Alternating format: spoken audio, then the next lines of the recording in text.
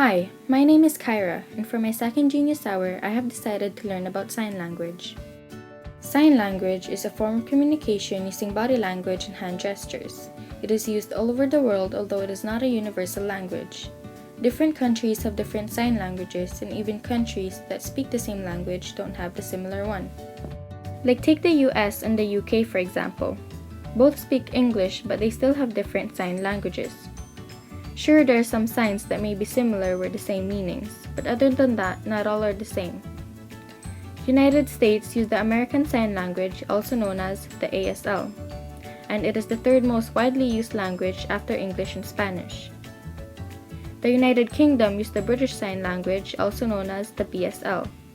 There are about 125,000 deaf adults in the UK who use BSL, plus an estimated 20,000 children. But overall, there are thousands of sign languages used all over the world, with approximately 6,000 different ones. Learning sign language is not as easy as it looks, and here are some of the reasons why. Sign language has its own grammar and fingerspell. There are rules for well-formed sentences, and there's also a rule for a well-formed question with the right eyebrow positions. There are plenty of signs with almost the same meanings, and there are also specific mouth, face, and body movements that you have to master.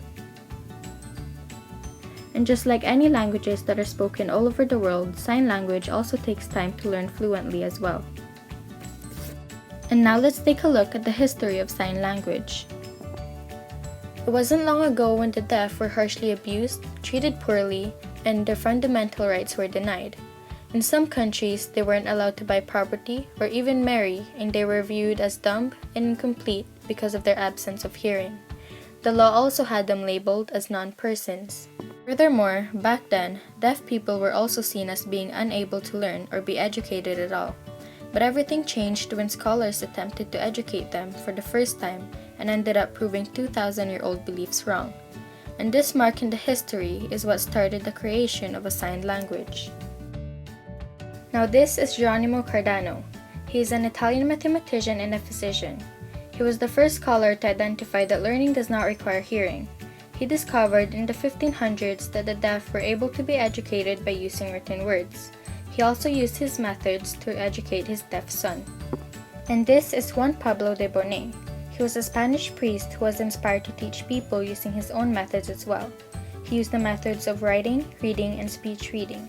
He was also the publisher of the first manual alphabet book on deaf education in 1620. And lastly, let's just take a look at some of the famous deaf people. Thomas Edison had severe hearing problems due to having scarlet fever when he was young. He often referred to himself as deaf, and he believed that his loss of hearing helped him to become a better scientist. Beethoven was a songwriter, musician, and a composer. He began to lose his hearing when he was 26 years old, and by the time he was 44, he was almost completely deaf. Actress Katie Leclerc has Meniere's disease, which contributes to her hearing loss as well. And film producer-actress Marlee Matlin became deaf when she was just 18 months old. She won the Academy Award for Best Actress in a Leading Role for Children of a Less God, and is both the only deaf performer to win the award. And that's it for my Genius Hour. Thank you for watching, and hopefully you enjoyed it as much as I enjoyed researching about it.